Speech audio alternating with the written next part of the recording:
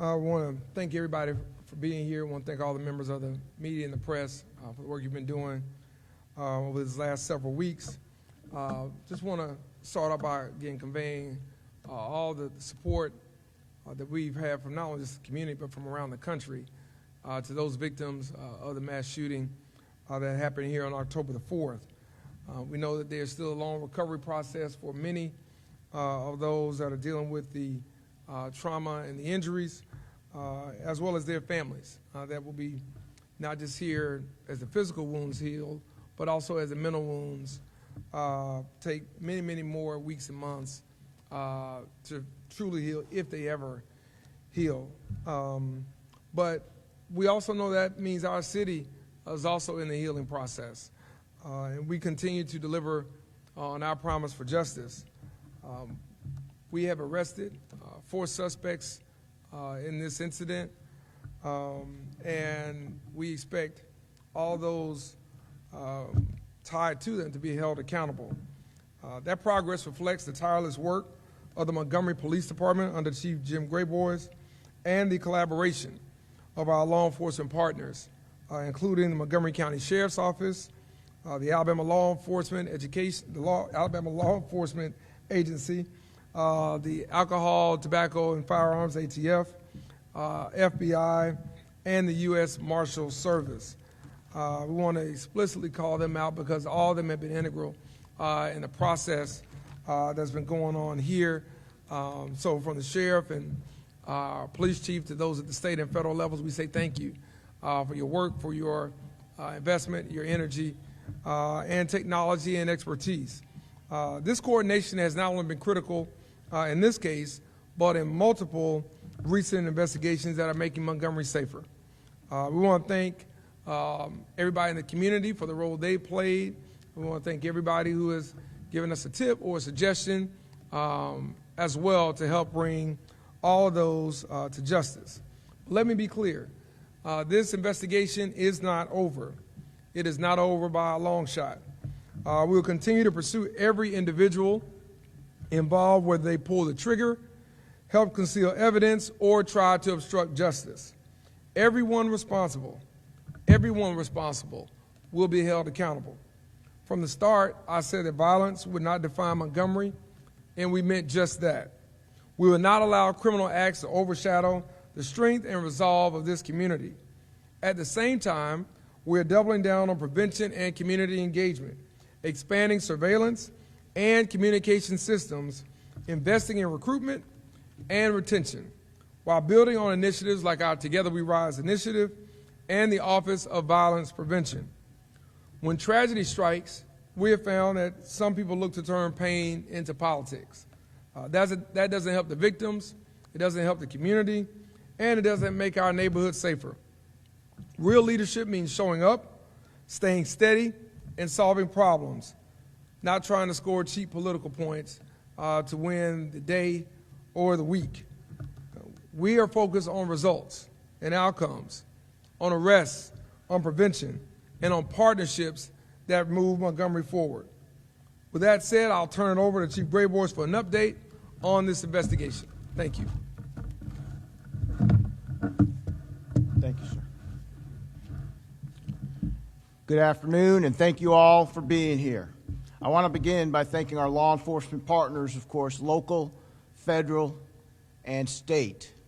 It is of note that all of the work that we did with Montgomery Sheriff's Office, Alabama Law Enforcement Agency, ATF, Fusion Center, Target County Sheriff's Office, FBI, U.S. Marshals, the Montgomery County District Attorney's Office, the Alabama Attorney General's Office, and the U.S. Attorneys has all worked together to handle this case and move it forward. Of course, move it forward with the arrests of the 4 individuals. Now, their collaboration and their dedication have been vital to helping us solve these violent crimes and bring to justice to the victims and their families. But I want to provide updates on several major investigations that show both the progress we're making and some of the ongoing challenges we faced. First, 4 individuals have been arrested in connection to the October 4th mass shooting. The first, a juvenile male. The second, a Dontavius McGee. and the third, Kiamonte Hood. Each of these three subjects have been charged with 1 count of capital murder, 9 counts of assault in the first degree, and 3 counts of assault in the second degree. A fourth shooter on the scene, Javoric Whiting, has been charged with 1 count of attempted murder. It has been brought to my attention today that, of course, that subject has bonded out on this attempted murder charge. These senseless acts of violence on October 4th, that claimed the lives of Shalonda Williams and Jeremiah Morris will not be forgotten. And personally, I'm so angry about it. I'm angry about every homicide. We are going to do everything we can to keep investigating this case. Our hearts are with their families and their friends and their loved ones as they mourn. We will continue to pursue justice until every person involved is either, whether they were involved directly or indirectly, they will be held accountable. If somebody is hindering us or hiding anybody who might be involved, you will face consequences. We are going over every piece of evidence with a fine-tooth comb. And so this investigation, of course, is going to continue until every individual is held accountable who needs to be held accountable. Now, I want to talk about some other things as well because they've been on my mind. And some of the things I'm going to talk about here are some other cases that we're working on. Over the course of the past month, we've arrested and charged Kadarius Griggs, age 19, in the shooting death of Eldrin Wright, age 22. He was killed on October 23rd, 2024, in the 1000 block of Liberty Square. As some of you all might be familiar, that was a 5th suspect that we developed and arrested in relation to the Liberty Square shooting of last year. I'm mentioning that because that also goes to my point that we don't care how long it takes. We're going to go and pursue every investigation till its full completion and until we get every individual we deem has been involved and charge them. In addition, we also charged Detrick Donnell Johnson, age 22. He got arrested with capital murder in the shooting death of Kendall Foy, which took place on September 14th, 2025. And of course, he was taken into custody on September 17th. Most recently, we arrested and charged Derrickana Dunklin, age 20, with murder in the stabbing death of Amari Capleton, age 19, which occurred in the 3200 block of Raintree Drive on September 21st. Each of these arrests reflects the hard work, persistence, and dedication of our detectives and our law enforcement partners. But these cases also highlight a serious ongoing concern. Too often, violent crimes are committed by individuals who are already out on bond for other serious offenses. This pattern of repeat violence puts our community and our officers at risk. I am again calling on our judicial system to partner with us in ensuring that violent offenders are held accountable and do not have the opportunity to reoffend. True public safety requires follow-through from the first arrest to the final resolution. In the past 30 days, 57 individuals have been arrested on felony charges here in Montgomery. Some of these arrests are connected, actually, to these major investigations, while others involve separate violent crimes. Each arrest represents a step towards restoring safety and trust in our community. To the parents and guardians of Montgomery, I want to speak directly to you. Know where your children are and who they're spending time with. Talk to them about the choices they are making. Talk to them about the people who they surround themselves with. Your awareness and guidance can prevent tragedy. Our police department remains fully committed to protecting the city.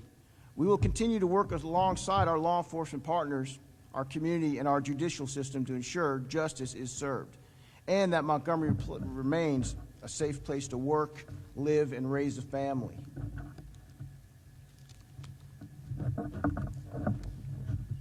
Be open for questions. Yes, sir. I believe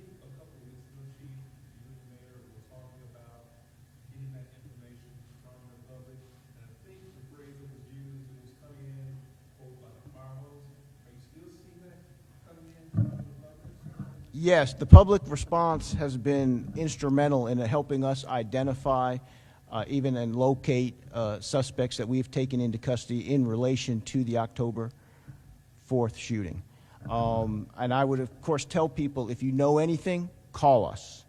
As this investigation is still ongoing, we are going over lots of evidence. To give you an example, you probably have at least over 150 cameras that were downtown that in that area, so to speak, that we are literally perusing evidence from and actually garnering and examining to see how that fits into this case. There was lots of people involved in the incident that night. You know, some were, of course, innocent bystanders. Some were not. And, of course, you know, what we are doing is by going over all of that evidence, we're pinpointing everybody who is involved in this in a criminal manner, and we're not going to stop until, whether it's a minor criminal manner or a major, we don't care. We are going after everybody. If you were involved in the criminal aspect of that night, we're going after you. So that's why this investigation is going to continue. Yes, sir.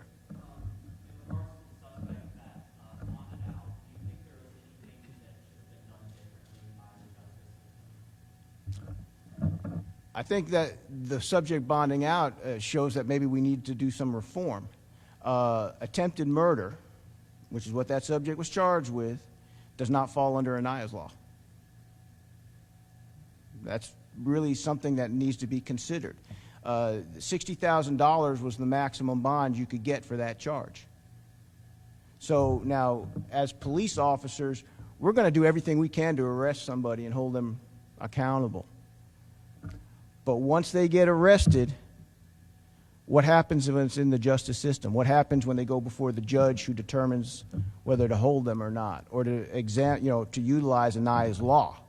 What happens when they get sentenced? I mean, you know, I'm going to give another example because I'll tell you I am really angry because the fact of the matter is that individuals should not be acting the way these four individuals acted, and of course we charged them. But to give you an example, and I'm just pulling this literally randomly, we arrested on the 22nd of September Demetric McLemore for robbery first. Okay, 22nd of September, so less than a month ago. That subject, not only does he have a long criminal history, but back in 2023, I'm showing two things on my sheet here with him. For robbery second, he did a guilty plea. And apparently an arrest on the same date, and 7/31/23, arrest for robbery first.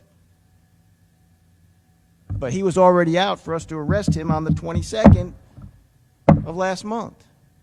And these are just two of the violent felonies I'm looking at. If I look at another one, right behind him, I've got a subject we arrested also on September 22nd for robbery first and kidnapping, 2 counts of each. But then in 2023, I'm showing that the subject has a robbery first and a murder arrest. And now we have the subject who was charged with attempted murder, and he's out on bond 4 days after we arrested him. So the police can arrest, and we will arrest, and we will solve crimes. We're solving this one. And as I said before, 57 other crimes over the last 30 days that were serious felonies that we've solved. But what happens after they get arrested? There's a serious conversation that needs to be had, and I think we need assistance basically both legislatively and in the judicial system about what we're going to do. I think Anaya's law is a great law, but maybe it needs to be expanded. Maybe people need to use the discretion that Anaya's law gives them to hold people for trial when they've been arrested for violent felonies. Next question. Yes, ma'am.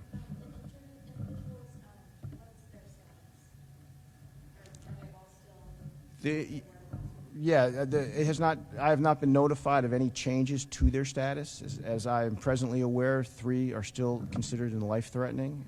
Of course, my prayers are with them. I want to see everybody recover from this. So we're just monitoring that. And of course, as conditions can change, charges can change as well. But we will pursue every avenue available to us to make sure that people are held accountable. Yes, sir. There were some reports right after the incident that some of the people who were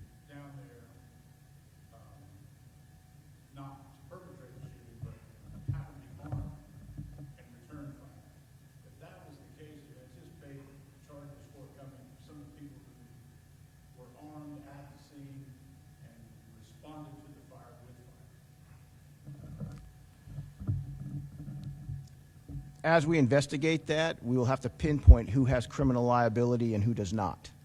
Of course, that's one of the reasons why we're being so painstakingly methodical in going over all of the evidence. As I stated earlier, I mean, we're looking at over 150 cameras that were, because we've been going to all the businesses in the area, all of our own cameras in the area, body cams that all the officers were wearing, body cams that even people responding were wearing.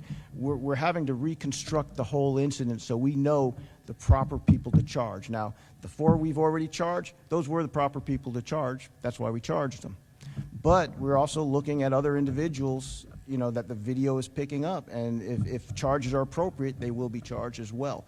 Now, one of the reasons I mentioned about even indirect people possibly facing charges is because one thing we have found is that sometimes when we're looking for somebody, we might get lied to, where somebody's like, oh, I don't know this person, or oh, I don't know where they are. And if somebody obstructs us that way, well, then you know what? They're going to be held accountable on it. Or if somebody's hiding evidence or hiding a weapon on behalf of somebody involved, well, if we find that out, they're going to be held accountable on that. I mean, this investigation is going to last as long as it takes to hold everybody accountable. You go after the most dangerous people first, of course. But at the end of the day, you've got to keep that investigation going because you don't always know everything that the evidence will point out. But we will keep going on this, and we will hold everybody who is criminally liable responsible. Yes, sir.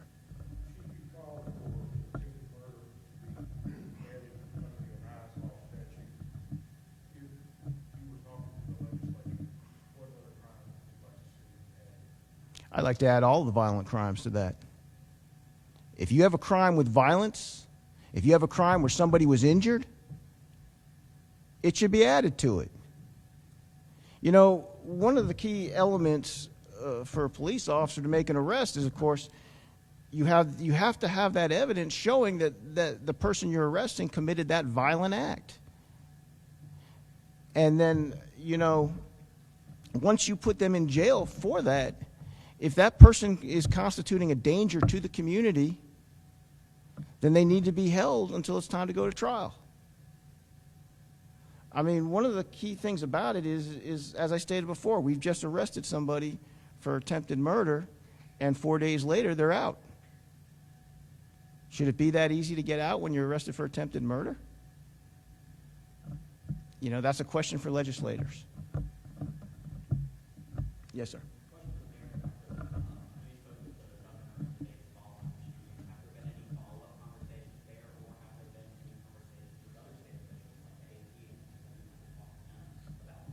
Yeah, I have not talked to them. I have spoken with some of our legislators about some of those issues and things that we can bring up around bail and bond issues, things that we've been seeing with repeat violent offenders. I think there have to be some exceptions to these rules. When you injure multiple people, we're seeing mass shootings take place, unfortunately, more and more in our society. There have to be some exceptions to who's allowed to post bond and who's not, and under what circumstances. This, to me, is certainly one that should be a no-brainer. And I think too often, when mayors talk about this, it's viewed through some, not all, but some as, well, the mayors are obfuscating their responsibilities. When we're not doing that, we're highlighting the things that we know that we deal with day to day. Outside of this, I would be in South Alabama meeting with the 9 other mayors of the largest cities in this state. And there's not a session that goes by when the Big Ten Mayors Association gets together. We aren't talking about public safety and what things need to change. And that's a bipartisan group of mayors that represents various portions of this state. And I think it's incumbent upon those at the state level not to allow these types of things to slip through the cracks. There have been mass shootings in this state over the last several years in other cities. So we've known what the possibilities could be. The thing we have to ask is, whether it's the Attorney General, whether it's the state legislature, or anybody else, is what solutions have been proposed? What solutions have been initiated at the state level, even as mayors have sought to have more issues, whether it's a NIAS law or whether it's common sense gun reform laws and other issues regarding bail and bond reform. Those are things that we shouldn't wait for the next mass shooting to happen. Something like this, where it's an attempted murder, for that to be a $60,000 bond to be the ceiling. That's a slap in the face to the victims. It's a slap in the face to this community and everybody involved. And we've got to think through how do you do things proactively when it comes to these type of legislative matters as opposed to reactive. Any other questions?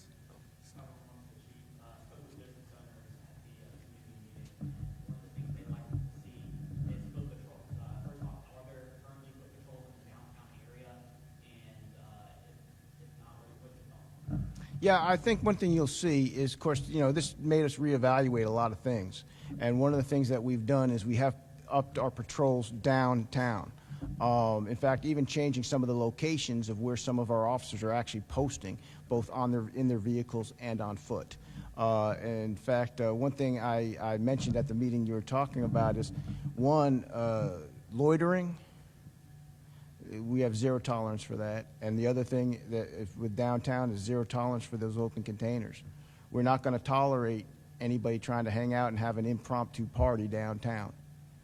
So I will flat out tell you that's done.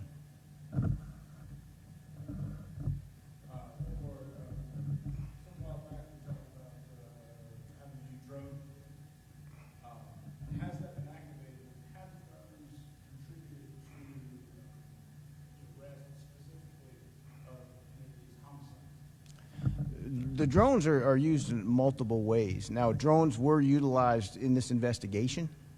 I won't specify how because I do not want to compromise our strategic and tactical uses, but they have been utilized in this investigation. But we've also utilized them also in patrol. We've also utilized them in things related to our special operators, our SWAT teams. So drones have, we activated our drone fleet, so to speak. Of course, we're still building it because I want to get it bigger. I started it with 4, and I intend to get it even larger. And but it was very instrumental. Just a quick follow-up. I know the commercial availability of drones has been hindered by some of the terrorists. Is that not affecting you? It has not affected us in that way. The key thing about getting drones for law enforcement is making sure you get drones that have the technical capabilities to do what you need them to do. We can't just get an off-the-shelf drone. We have to get a drone that has capabilities that allow us literally to see through walls, you could say. So those are specialized tools, but one thing we have found is it has not hindered us in any way, shape, or form, and we'll continue to do what we need to grow our drone fleet. Thanks, everybody. Thank you.